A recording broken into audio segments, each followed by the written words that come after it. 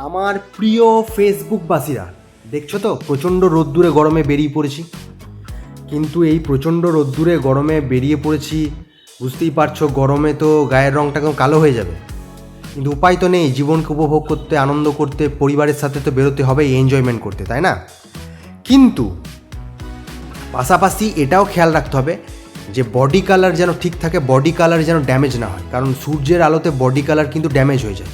তার জন্য ইউজ করা প্রয়োজন কী বলো তো? সানস্ক্রিন। একদম, তোমরা তো সবাই জানো। কিন্তু কি সানস্ক্রিন? সানস্ক্রিনের তো অনেক রকম প্রকারভেদ আছে।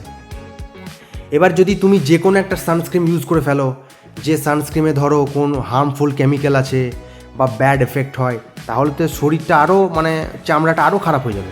তাই সব সময় ইউজ করতে হবে, যেটা ব্যক্তিগতভাবে আমি ইউজ করি, সেটা হচ্ছে মিনারেল সানস্ক্রিন।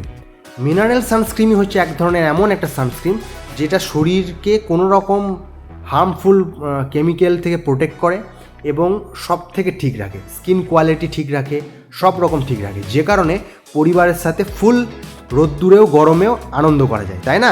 চলো টাটা।